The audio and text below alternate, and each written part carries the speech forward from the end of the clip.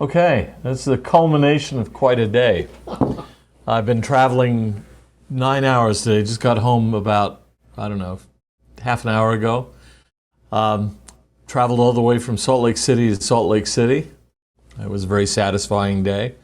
We got on the first leg of the journey, got as far down as Las Vegas, and then the plane turned around and went back to Salt Lake City.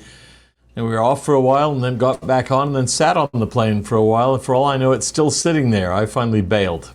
So I thought there was a chance we might be able to do something virtually if I couldn't get down there in person, which is very frustrating. I grew up in Southern California. I like going back, but today was not to be. It reminds me of a skit I saw years ago about Yorkshire Airlines. The Yorkshiremen apparently are very proud of Yorkshire, and so it interviewed a pilot. And they asked him about the routes that Yorkshire Airlines flies, and he says, we take off from Leeds Airport, and we land at Leeds Airport because there's really nowhere else that's worth going to. So I took off from Salt Lake, landed at Salt Lake, and had the satisfaction of spending the day going to and from Salt Lake and sitting in Salt Lake. Anyway, so that is a case, I guess, of your theme for this conference, I think, is letting God prevail, or let God prevail. And the fact is, God will prevail. The question is whether he'll prevail in your life and whether it will be with your approval and acquiescence or against your will. Eventually, every knee will bow and every tongue confess. The question is, do you do it voluntarily or not? The Arabs, the Muslims, I made my career as an Islamicist, have the expression, inshallah, if God wills. And they use it all the time. And the idea is to show that they recognize that God in the end is the one who determines what happens. You know, you've heard the saying, maybe, when is it that God laughs? It's when humans make plans, or man proposes, God disposes. But the fact is that we want to be on God's side and we want to let his will prevail in our lives. And so I'm going to tell you stories of people in whose lives God did prevail to at least an impressive degree. And those are the witnesses of the Book of Mormon. This is an image of Martin Harris on the end, and then Joseph Smith, our Joseph Smith, and David Whitmer, the young David Whitmer, and Oliver Cowdery kneeling at the end on the right, captured before their experience with the angel and the plates. If you know the story at all well, you know that Martin Harris does not stay with them. They don't have any manifestation that they were seeking. And eventually he leaves, and feeling that it was his lack of faith that was interfering with their experience. And then they do have the experience with the voice of God, the angel, the plates, and everything else. And later that day, not much later, Martin Harris has his own experience. Dancing? Yeah, nothing happening here. It'll work from now on. It'll work from now on, I believe. Okay, then there are the 8 witnesses, and this again is, I have to issue a disclaimer here. This is not really the 8 witnesses. This is actors portraying them. Joseph Smith showing the golden plates to his, in this case, to his father, but the 8 witnesses are gathered around. His father was one of the 8 witnesses. And then there are the unofficial witnesses, and I will expand on all of these in just a few minutes. So, my interest in the witnesses was piqued by a great scholar by the name of Richard Lloyd Anderson, who just died in 2018. He was, in my view, one of the greatest scholars in the history of the church, one of the most meticulous and careful scholars, and he was the kind of person who would, someone once described it to me this way, he would cross the continent if he found out there was a new land deed bearing the name of Martin Harris. He would have to look at it, hold it up against the light, study it from every angle, and so on. So he was really, really careful. And he was, by a long distance, the foremost authority on the witnesses to the Book of Mormon. And here I'm going to give you a plug for a book. I don't make a nickel from this. It's still in print, happily, and I'm really pleased. Investigating the Book of Mormon Witnesses by Richard Lloyd Anderson. For anyone who wants to do a serious study of the witnesses, this is the indispensable starting place. He wrote other things about them, scattered in articles and so on. But this book I think is a great volume. I was once sitting in the back of, dare I say it, an exceptionally boring gospel doctrine lesson.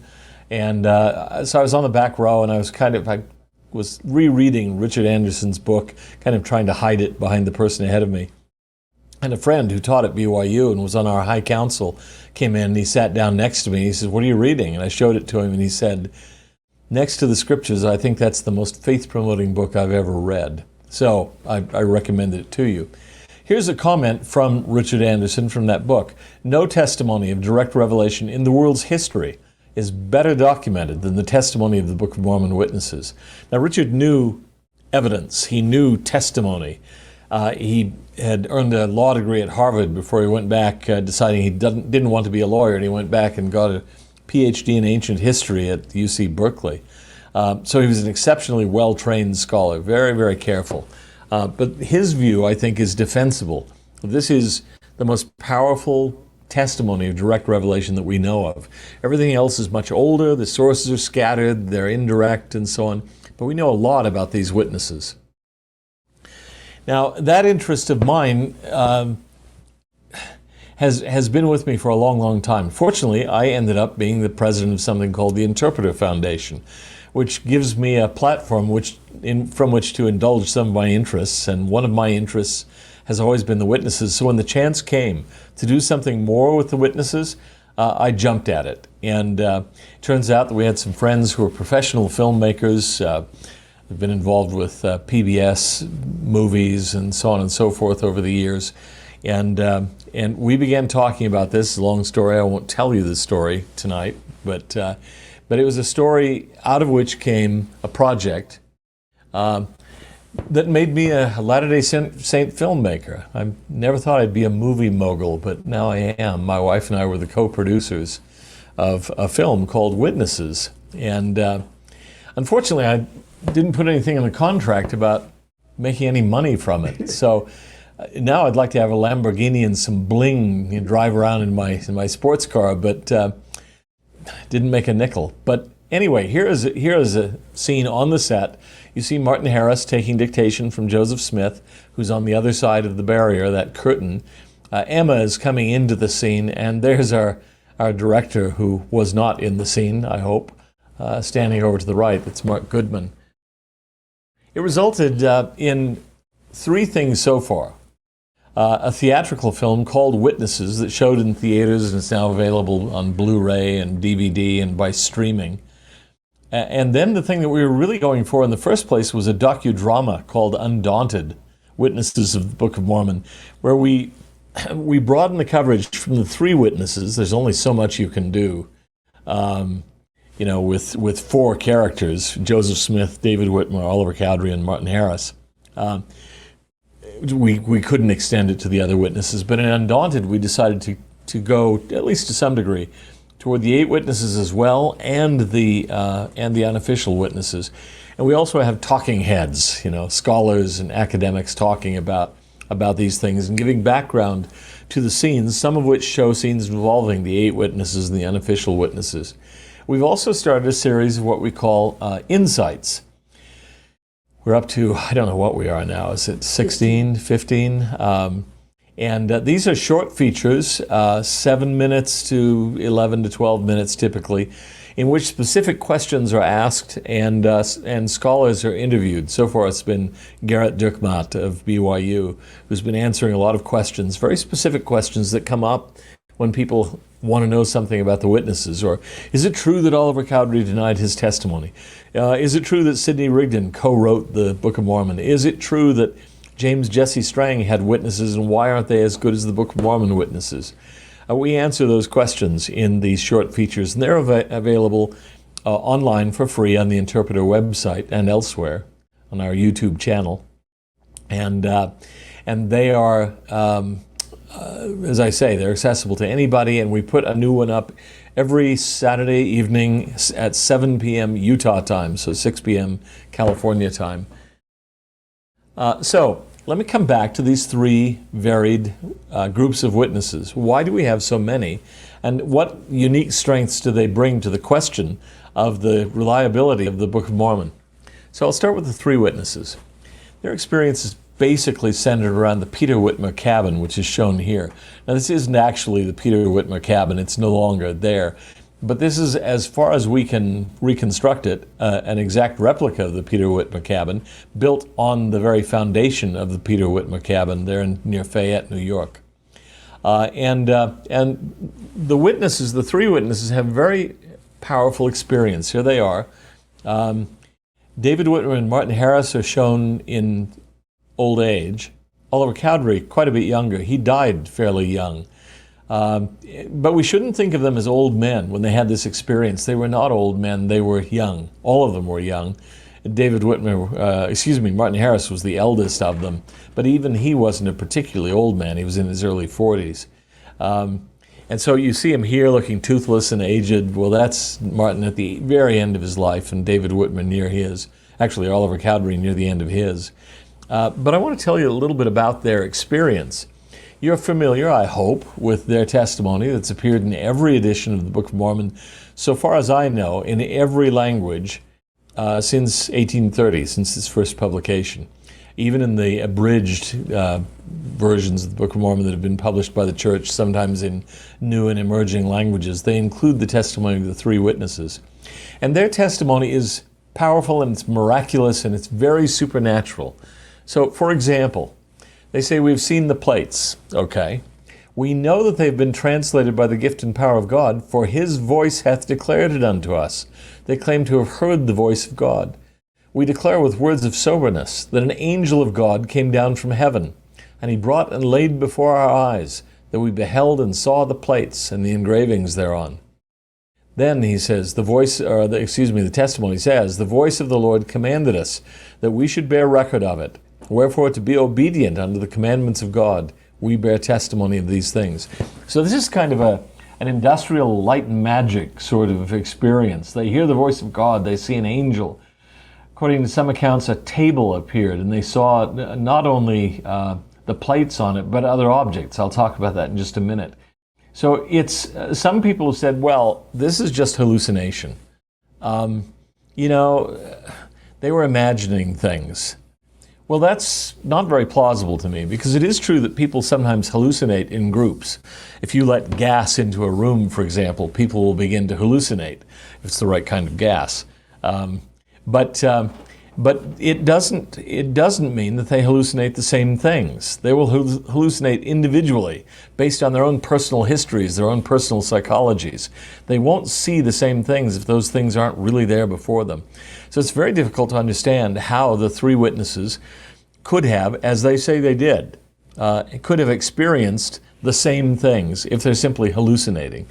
Or they say, well, Joseph faked it somehow. Well, I'd like to know how he pulled that off, with the voice of God and an angel descending from heaven and plates appearing and then disappearing and all that sort of thing. That's very hard to pull off in the 21st century. It would have been very hard out in the woods, without a reliable power source, I might say, out in the woods in early 19th century frontier New York. I just don't know how he could have pulled it off. But let's assume, all right, you insist that it's got to be hallucination or imagination. They didn't really see what they claimed they saw, because these were guys who were sort of separated from reality, unlike us. By the way, that's a funny thing in my mind, because I've heard the critics sometimes say these were people who were disassociated from reality. They weren't linked to the real world. They were superstitious. I'm thinking, here I am, right now. I'm sitting in an air-conditioned room under artificial electric light, talking into a computer screen to people I can't see. What is natural and real about this? Whereas they spent their lives pulling up tree stumps and clearing rocks and building fences and digging wells, they lived in a world that, as William Manchester, I think, titled one of his books, a world lit only by fire. When it was dark, they went to bed. When it was light, they got up. And if it was hot, they were hot. And if it was cold, they were cold. So it's hard to imagine that you can really plausibly say that they were disassociated from reality. But let's go a little further.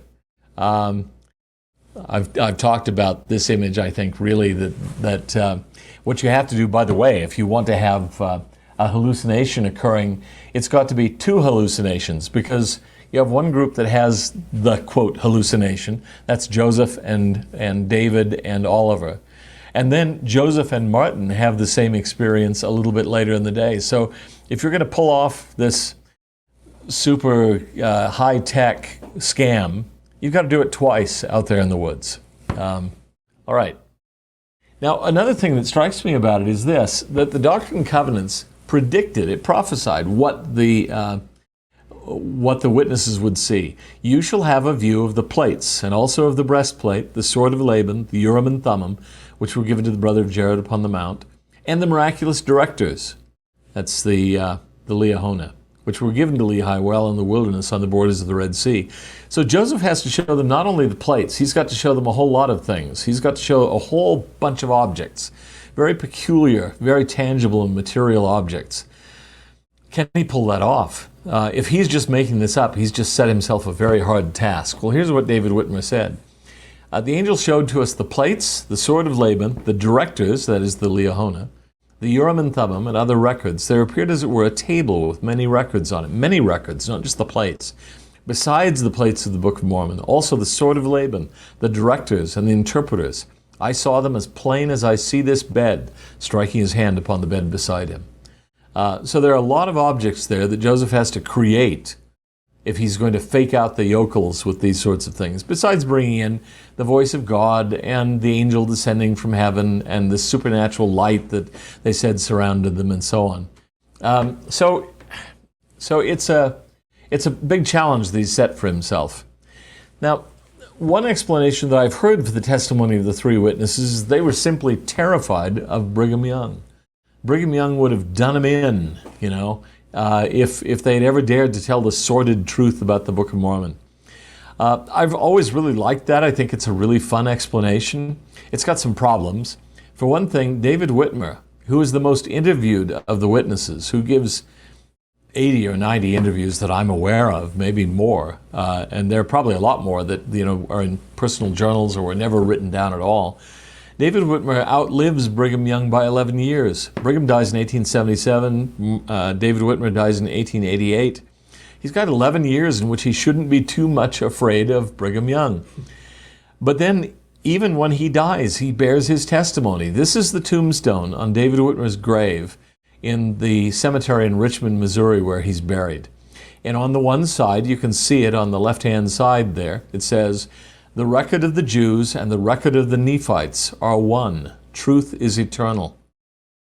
That's the David Whitmer gravestone. And on the top of it, you can see there are two books carved. Now, they aren't identified, but it's almost certain that one is the Bible and the other is the Book of Mormon. In other words, long after he's no longer terrified of Brigham Young or any other mortal, David Whitmer wanted to bear his testimony, and he did, literally engraved in stone on his tomb. So that's a really impressive thing. By the way, all three of the witnesses left the church, the three witnesses. Two of them came back eventually. Martin Harris did, and Oliver Cowdery did. David Whitmer never did. David Whitmer was, I'd say, pig-headed, describes him somewhat. If he once believed something was true or false, he stuck with it. He didn't agree with the direction the church took, but I don't care about his opinions about church directions or church policies. I care about what he said as a witness. And he did remain faithful to his witness for the remainder of his life and beyond, as we can see. I'm going to go back to Brother Anderson. Nothing short of biblical Christianity furnishes such a concrete statement of supernatural reality. One cannot dismiss the experience easily, for each man so testifying impressed his community with his capacity and unwavering honesty, and all three consistently reaffirmed the experience in hundreds of interviews throughout their lives. Now, one of the things that Brother Anderson did was to examine the lives of the witnesses before and after their witness experience. And the thing that emerges from them is they were intelligent, competent, reputable men who were held in high esteem by their communities before their experience as witnesses, and in a certain way, even afterwards, in a couple of cases. David Whitmer in particular, who was chosen as mayor of Richmond, Missouri, after the Latter-day Saints had been driven out. In Missouri, think of it, where there was an extermination order on Latter-day Saints. but they nevertheless chose him to serve as mayor of Richmond, Missouri, which is a reasonably large Missouri town. To have done that in spite of his continuing faithfulness to his testimony is pretty remarkable. Okay, but I want to talk about the 8 witnesses. The 8 witnesses are different, obviously. Do you have a question? Oh. Sorry, I'm just letting you know. Okay, some questions, yeah. Oh, I'll come to the questions in a minute. If there get to be enough of them, I'll take them, because, hey, I'm in charge of the camera or the microphone here. I can do anything I want, right? So, but the 8 witnesses, how are they different? I used to think, as I said, that it was just a matter of having some extra witnesses. You had 3, and what the heck? We found 8 more. Let's just throw them in too. But they're quite different, and I want to show you how they're quite different. Their testimony is restrained. It's matter of fact. It's legalistic. There's no supernatural thing in their experience. They saw the plates, which they said had the appearance of gold. They don't ever want to go beyond what they know for a fact. So they said, we're not saying they were gold. They had the appearance of gold, but we didn't perform a metallurgical test. We're not assayers or anything like that. They saw the engravings on those plates, which they said had the appearance of ancient work and of curious workmanship. There's no claim in this testimony, in the testimony of the 8, to have seen the Liahona, the breastplate, the sword of Laban, or the Urim and Thummim. It's just an experience in broad daylight with the plates of the Book of Mormon out in a clearing in the woods. There's no audible divine voice, no heavenly confirmation. And they keep using the term heft, to heft something, which suggests heaviness, tangibility, reality. I think that's really important. So some have said hallucination for the 3. I don't think it works. But you can't invoke hallucination for the 8. They go out into a grove of trees. Very matter-of-factly, Joseph presents them with the plates. They pass them around. They turn some of the leaves, and they heft them. They know that they're heavy. Now, I think that this merits a little attention, too. There's a line in the film, Witnesses, that I like. It's authentic. We didn't make up... I mean, obviously, sometimes you had to make the story go forward, but no significant statement in the movie is made up. So at one point, Martin Harris says to Joseph Smith, a statement that he probably said to a third party, but it was repurposed in the film a little bit. He said of Joseph, he said, I once had the opportunity to hold the plates on my lap in a box. This is before his experience as a witness. And he said they were extremely heavy. I could tell they were heavy enough that they weren't just a rock, because they're heavier than a rock. Gold and lead are really dense, very heavy. They weren't a piece of wood or anything like that. So he said, I knew that they were either gold or lead, and I knew that Joseph had not sufficient credit to buy so much lead. I've always found that statement funny. I don't know if he meant it to be funny, but saying, well, I know that Joseph didn't have enough money to get that much lead, so it must have been gold. Well, gold is what Joseph said it was. Now, another point I'll make here is my favorite, maybe, of the 8 witnesses is John Whitmer, who came the closest of all of the witnesses, I think, to denying his testimony. Now, why would that be interesting to me? It's because of the fact that he didn't, and how close he came to it. Because he was excommunicated at a certain point in Missouri. Then Theodore Turley is sent back into Missouri to try to sell LDS property there for pennies on the dollar, to get something, anything, to help the saints buy property or even food in Illinois. They had to escape Missouri in the cold of winter. And so it's a difficult time for the saints. And he runs into John Whitmer, who's been excommunicated about a month before. And he says, Brother Whitmer, you are one of the 8 witnesses to the Book of Mormon. Do you no longer believe that it's true? And he said, well, I don't know if it's true or not. I couldn't read what was written on those plates. Now, he goes on, he's really down right then. He's mad. He's mad at Joseph Smith. He's mad at the church. Even then, he doesn't deny that he saw plates. He says he turned them, he hefted them, he put the estimation at about 45 to 60 pounds. And he says, I just couldn't read what was on there. The reason is that he didn't hear the voice of God talking to him. The voice of God tells the 3 witnesses that they are tells the three witnesses, I'm getting advice from the crew here. He tells the three witnesses that that the translation is correct.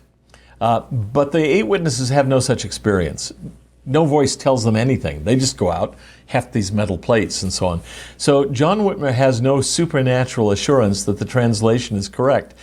So he doesn't testify to that when he's really mad, but he still testifies that he held heavy plates. They weighed 45 to 60 pounds, and they had inscriptions on them. That's all I need from him, is for him to affirm what he saw and what he held.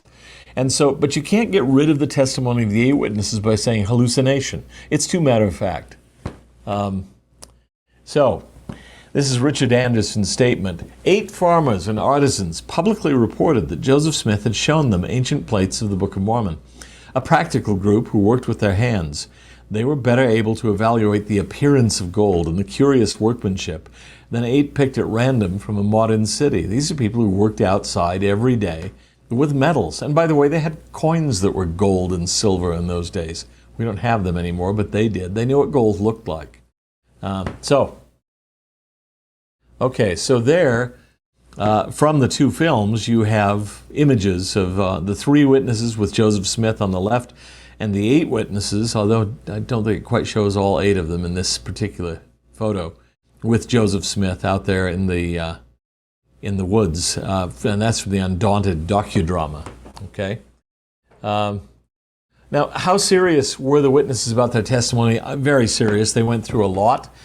They paid a high price for their willingness to bear their testimonies. And here's one that I'll simply say. Oliver Cowdery, one of the 3 witnesses, and Peter Whitmer Jr., one of the 8 witnesses, walked out to the borders of the Lamanites. It was between 1,500 and, I think it was 1,800, between 1,500 and 2,000 miles, in one of the worst winters in recorded history. They went on foot out to the borders of Missouri to preach the gospel to the Lamanites. This was something Oliver Cowdery really wanted to do. Now, they say at times they couldn't eat their bread because it was frozen. There was no place to lodge because they were out in the middle of nowhere and they just had to kind of get under a bush or something. The snow was often up to their waists. They sometimes wondered if the skin of their faces wasn't being peeled off by the blizzard blowing right into their faces. And you can get accounts from other people during that time who say it was just a terrible winter. It was the worst they'd ever seen. So this was a big thing for them to undertake. Now, think of Oliver Cowdery, who's been suggested sometimes as one of the people who are in on the con. You know, if it's a con, I would think if I'm Oliver Cowdery, after about 1,500 miles, 1,700 miles, I'd start saying, you know what? This isn't as fun as I thought it would be. I'm out of here. Forget this. It was a good prank, but I'm not going to do it anymore. But Oliver Cowdery and Peter Whitmer, who are 2 of the witnesses, go on that trip. It's a very heroic walk. I wonder how many of you have walked 2,000 miles in a blizzard. I'm betting most of you haven't, especially not around Irvine. But that counts to me, to a large degree, for their honesty and sincerity. Okay, so now the unofficial witnesses. I want to say something about them. And there are a number of them, and they're quite varied. One of them is William Smith, who was Joseph's little brother. William was a cantankerous sort, but one of the things he says is he held the plates. He comments on how heavy they were. He estimated them as being about 60 pounds. Personally, I think based on all the consensus statements, it's probably a bit heavy, but they were heavy and they were dense. And so he says, we knew that he had the plates. We held them. I had to carry them at one point, and they were really, really heavy. So he had an experience with the plates, and he wasn't one of the 8 witnesses or the 3. Josiah Stoll is one of the ones that I found. I'm sure other people had been aware of it, but I came across him relatively recently, within the past 5-6 years, something like that. I was reading along in a transcript of a trial, Joseph Smith's Bainbridge, New York trial for treasure digging.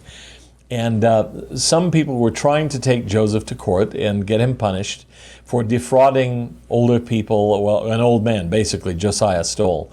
So Josiah Stoll was brought in and asked to testify under oath. And I was reading along for another totally distinct purpose. Try to speak English here. And And at one point, someone asked him, well, how do you know that Joe Smith had the plates? And he says, well, because I saw them. And I thought, what? Wait a minute. I'd never heard this. And he says, yeah, at one point, Joseph needed them hidden. He handed them to me, and the cover came off, and I saw one of the plates. Okay, now that's remarkable. That's another person testifying, having seen them. So an unofficial witness, an informal witness. Lucy Harris is known to most of us as the really unpleasant wife of Martin Harris. Who's really upset that, for good reasons, I think, that Martin Harris is spending too much of the family money on supporting this translation project. But she is the first person to donate to support the Book of Mormon translation. And she does it in response to a vision or a dream that she had in which an angel appeared to her and said, you should stop speaking evil of the Lord's anointed. So she hands over her personal money, not family money, her personal money, almost $1,000 in today's money, to Joseph Smith and to Oliver Cowdery, or Martin Harris at that point, to support them while they're doing the work of translation. Now, her good mood doesn't last very long, but there for a while, she was a believer. Now, I understand a whole bunch of questions have arisen. Maybe I should take them now, and then we'll come back to this. So, question, why Oliver Cowdery left the church? There are a number of reasons, I think, why Oliver Cowdery left the church. There were a lot of pressures on the saints at that time. I think one of the issues for all three of the witnesses is the failure of the Kirtland Bank and the general panic of 1837 that wiped out a lot of church property. They joined up with other Latter-day Saints investing in the bank, and it failed. Another particular thing for Oliver Cowdery, I think, is, and I think probably for Martin Harris as well, is that Sidney Rigdon had joined the church, and he was a very well-educated man, a charismatic preacher, and to some degree he had supplanted the original witnesses. He'd become sort of Joseph's right-hand man. But there's a third very, very specific case, which is there were rumblings about plural marriage in that very early period. Oliver Cowdery had heard of it, and he was not happy about it, although it's complicated. It's more complicated than some people think. I was talking with just the other day, and I won't try to steal his thunder, with the person that I think may be the foremost expert right now on the very early question of the origins of plural marriage in the church. And he says, he thinks there was a wedding. He thinks that at one point Oliver Cowdery was even credited with having performed the wedding. So something is going on that's a little more complex than we know. But we know that plural marriage was an issue for Oliver. And also the fact was that the church sought to influence and control people's use of money. That is, they wanted people to donate their money to the church. Oliver began to think, you know what? It's my money. I'm not going to give it over to the church all the time. I'm a free American and I can do whatever I want. And Joseph said, yeah, but we're committed to build the church, to build the kingdom. And I think there was stress over that. So that was one of the issues. Do you see any connection between the 11 official witnesses of the Book of Mormon and the 2 witnesses from Revelation 11 who will testify in the last days in Jerusalem? Well, there is this commonality, which is the Lord almost always functions according to the law of witnesses. He doesn't leave things without witness. And I don't think that they're the same. I don't think that any of the 11 witnesses will show up as the 2 witnesses in Jerusalem. I had a friend who lived in Jerusalem, by the way, for a number of years in the Jerusalem branch, and he said that, and I know this is true because I've lived in both Jerusalem and in Cairo, that the Middle East attracts eccentrics. And he told me once that he had met, I think, 7 of the 2 witnesses in Jerusalem, because they'd come through the Jerusalem branch and announced themselves in branch meetings. So there are people who seem to want that role. I don't know why they do. But the Lord always uses witnesses. He doesn't furnish us with decisive knockdown arguments. He gives us experiences and allows us to testify. And that's what he did here with these witnesses, is what he will do with those 2 in Jerusalem. Do you have an opinion on whether the book of Lehi will ever be found or translated anew to restore that part of the record? Derek Harris, unrelated to Martin Harris. I would love to see us find it. There is a book, actually, I might mention, by Don Bradley about the lost 116 manuscript pages. I think the title is something like that. The Lost 116 manuscript or pages or something like that. Don Bradley. And he has done as much as probably anybody can do to reconstruct what was in those lost pages. And there's actually more than you might guess. From little statements that were made by people before Joseph lost the 116 pages, we have some feedback about what was being said about the content of the Book of Mormon, which could have only been those pages at that time. And sometimes it's quite interesting, so you might want to check that book out, Don Bradley. Okay, was Martin's testimony affected by his part in losing the Book of Lehi? I don't think so. I think that he was very depressed. He was humiliated by it. He felt that he'd done wrong. And of course, his wife wasn't adding to things. They eventually divorced, which was fairly uncommon on the American frontier in that day. So it was a pretty drastic rupture. But he sticks around and is very faithful for some time to come. So I don't think that was a cause of his apostasy. In his case, I think it was really, and we picked this up in the film, Witnesses, he felt that he'd been passed over. You know, that his job was to put up the money for the church, but other people get high, as he puts it, high in holy callings. David Whitmer did, Oliver Cowdery did, Martin Harris never did. Sidney Rigdon, a latecomer, comes in and gets, is basically made first counselor in the first presidency early on. And I think that bothered Martin. He just began to feel that he was just being overlooked. What is your opinion on other group visions and other faith traditions, such as of the Virgin Mary? Well, I'm hesitant to say too much about them. I'm familiar with them to some degree. I would like to see how reliable, how early the testimonies are, and how much they agree with each other, and how much detail they offer. I'm not willing to say that they had no experience. I think that they might well have. Now, what exactly it was, I'm not sure, because the accounts that I've seen sometimes vary. They're kind of all over the map. They'll see something and somebody else describes it a different way, and so I don't know. But I don't want to make a definitive statement on that. I've spent hours and scores and hundreds of hours on the witnesses to the Book of Mormon. And I'm quite confident they can't be brushed lightly aside. I haven't given that kind of attention, though I know the challenge is a serious one regarding the witnesses to Fatima, for example, or Lourdes, or Guadalupe, things like that.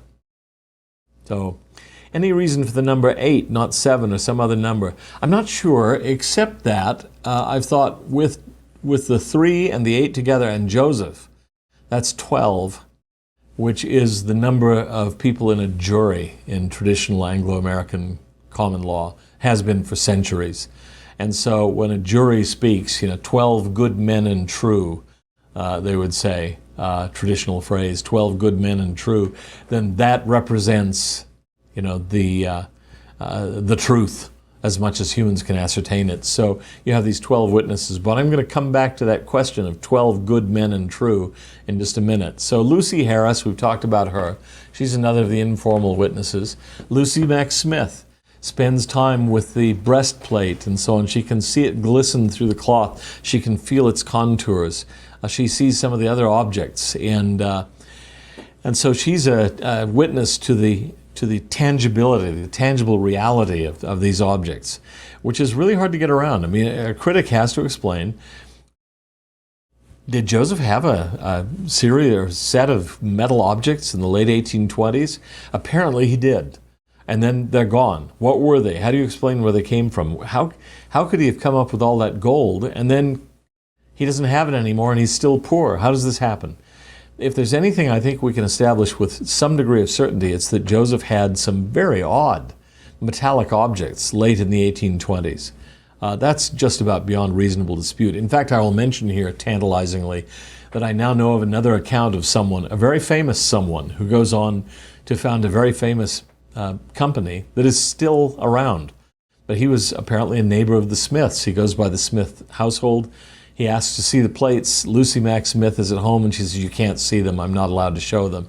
He says, "Well, could I hold them?" And she thinks for a minute and then says, "Well, okay."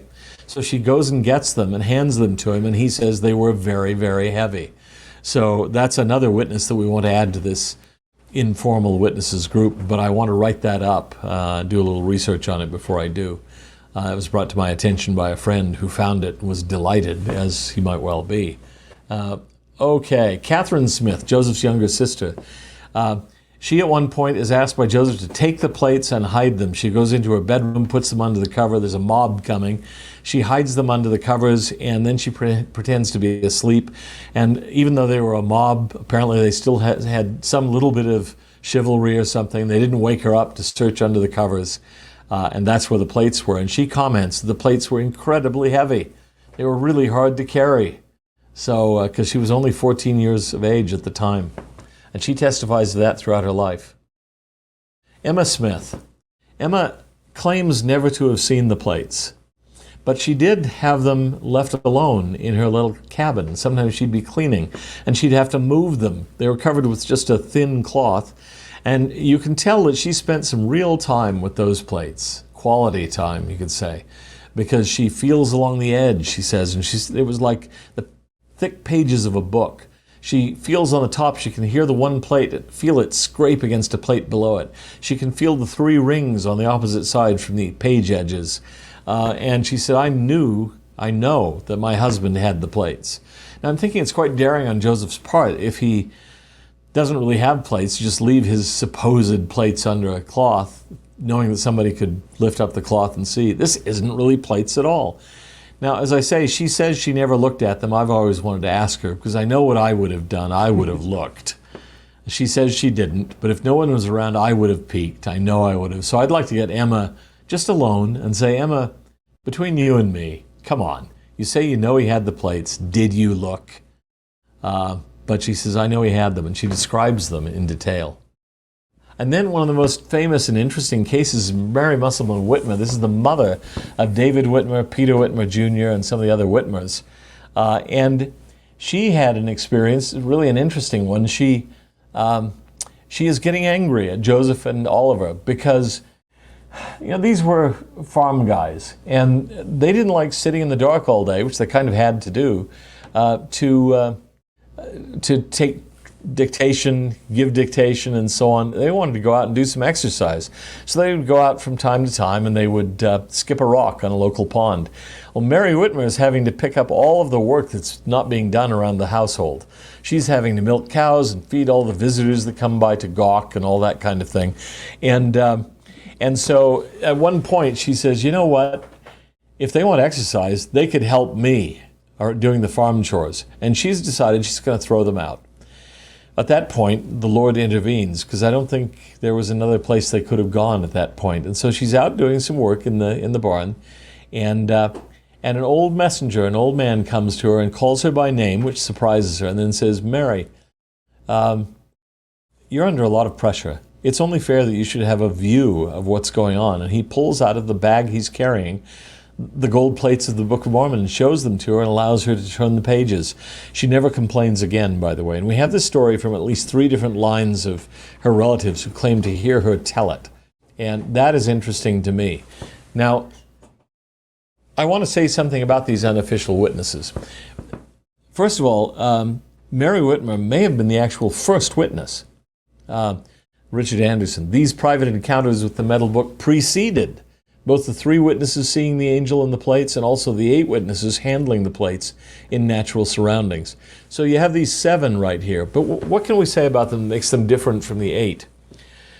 One thing is, or from the 3, one thing is that there are women among them. Why is this important? I'll come back to it a little bit, but in the 19th century, the testimony of women was not acceptable in most courts, and women couldn't serve on juries. They were thought, and this is frankly sexist, I grant it freely, they were thought to be too flighty, too emotional, undependable, irrational. Women just wouldn't make good witnesses. And so I suspect one of the reasons that the 3 and the 8 witnesses don't include women is because in the 19th century, their testimony would have been mocked. But the fact is that these unofficial witnesses have experiences that are in some ways the equals of those of the 8, certainly, and possibly even the 3.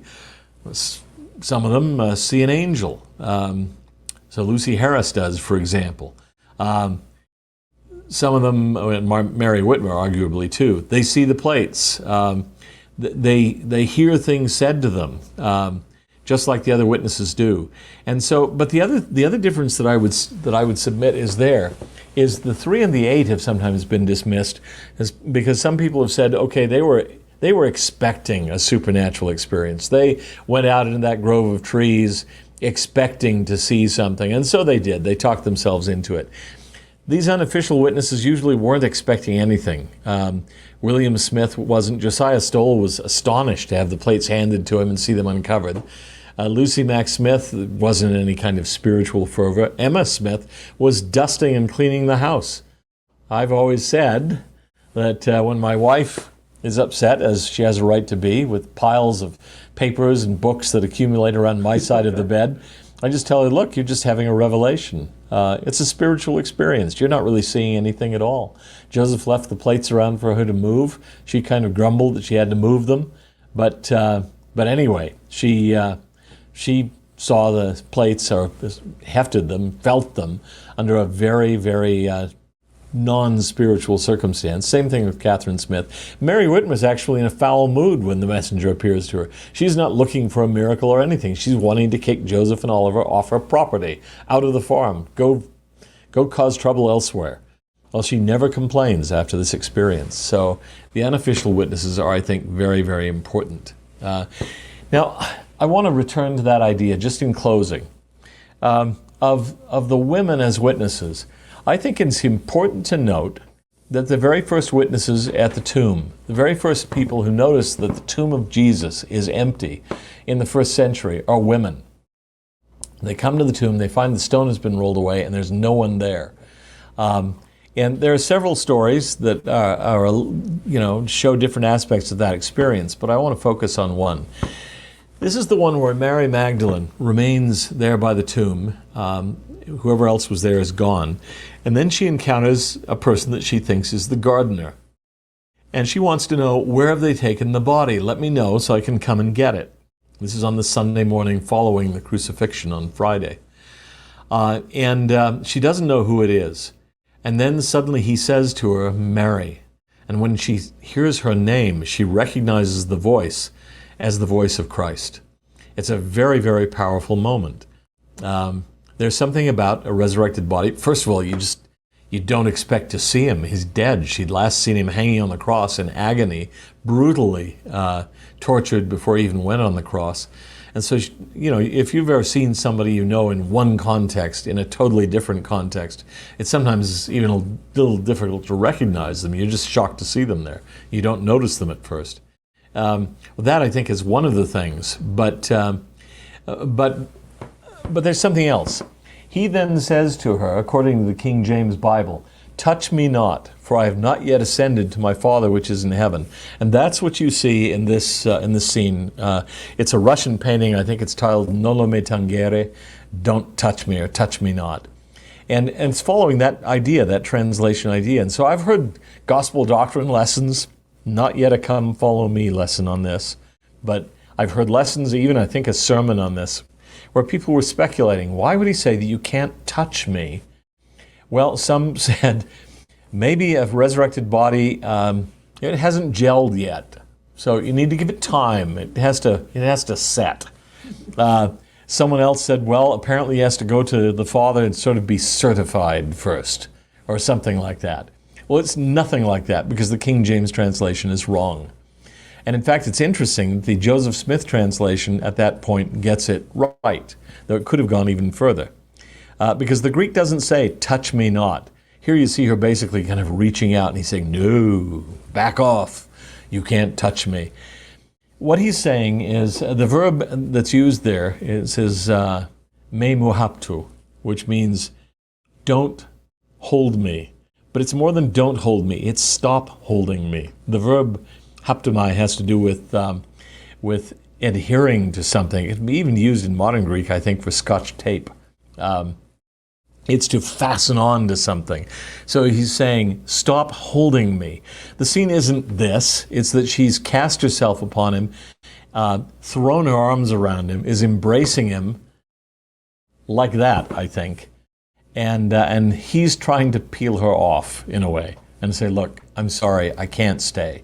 I have to go to my father. It's a very different scene. But here's the interesting thing.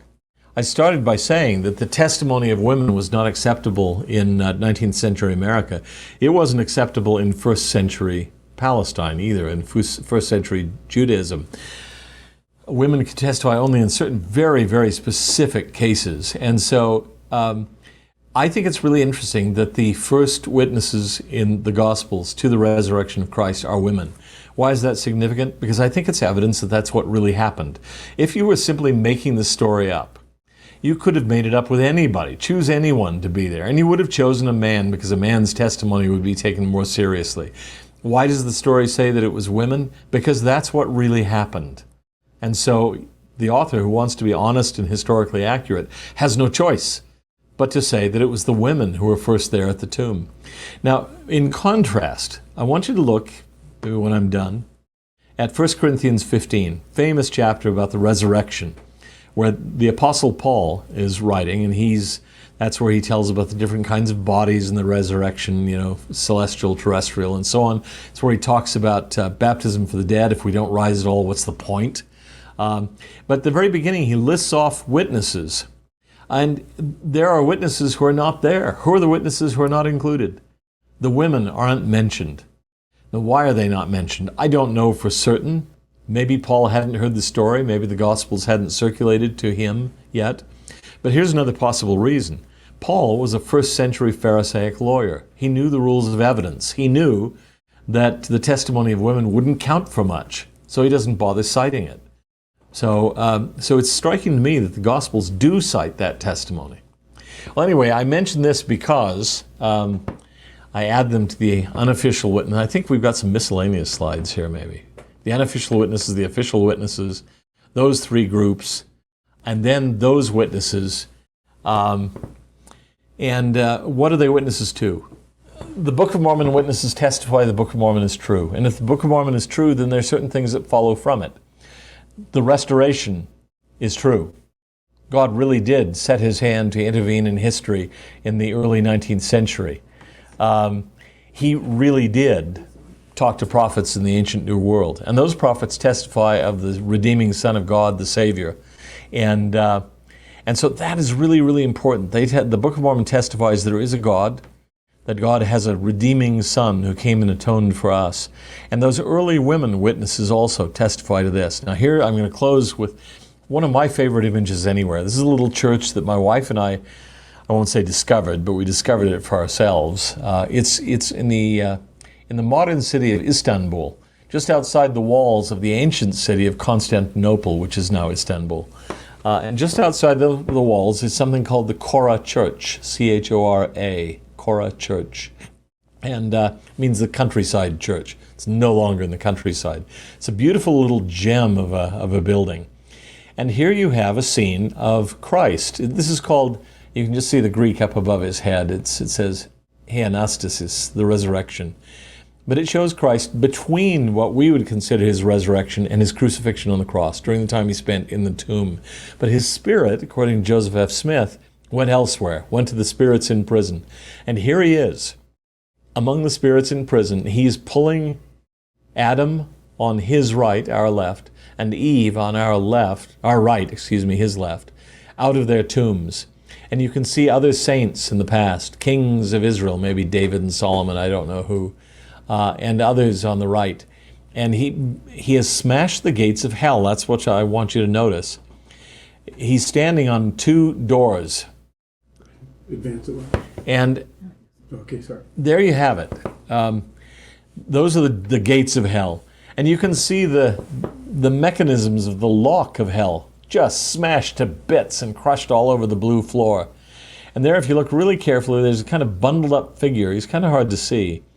But Jesus is literally stomping on the devil. He's defeated Lucifer. He's opened the gates of hell. He's freeing the captives. And he's liberating those who had been lost. And that's really the important message of the Book of Mormon, the restoration, the Gospels altogether. that there is a God who cares about us, who cares about what happens to us, who's concerned about us as individuals. And he has sent his Son to atone for our sins and to redeem us and to rise from the dead and open the path for us to rise from the dead as well. And he has defeated the devil. And your theme, let God prevail, I think fits here perfectly. He has already paid the price. He has already done the job. He's defeated Lucifer. He's opened the gates of the spirit prison. He has atoned for our sins. The only question is, will we let his action prevail in our lives? Will we allow what he's done to be efficacious in our cases? What he's done is already done. It's in a way finished. But we can choose to accept it or reject it. Section 19 of the Doctrine and Covenants, he says we should remember that the pain was so intense that it caused even him, the greatest of all, to tremble and to bleed from every pore because of the sheer agony that he went through. That is accomplished. What side do we want to be on? The question is, will we be willing to let God prevail in our lives? If we accept the atonement, he'll pay for every wrong we've ever done, and he'll be there to welcome us into his kingdom. If we go against it, if we don't let God prevail, he will still finally prevail. But we won't be on, to borrow a sports metaphor, we won't be on his team when that time comes. Well, I bear you my testimony, the gospel is true, and that the Book of Mormon is true, and the witnesses' testimonies are very, very hard to get around. I see them as impossible to get around, fundamentally. Here you have, I would say, 15 to 20 people, closer to 20, who all claim to have seen these remarkable things. It's not just Joseph Smith's subjective witness. Some people said, well, it just shows they really believed in him. No, they saw things. They held things. They talk about how heavy the plates were. And they had to carry them, and they saw them glisten in the sun and all that sort of thing. There's real things there. There's no way around that, I think. So I bear you my testimony, not simply on the basis of that, but on the basis of the feelings that I've had, the impressions that have come to me, reading the Book of Mormon. And I ask myself, could any man have done this? I don't believe so. I don't believe Joseph Smith could have done it. And I don't believe he could have fooled 20 other people into seeing things and hefting things that didn't exist. Hearing the voice of God, seeing an angel, all that sort of thing. I bear you my testimony that's true. And if it's true, this is the most important message we can know, the most important message that we can carry to others. The most important thing about this life, it's why we're here. I bear you my testimony that is true in the name of Jesus Christ. Amen. Amen.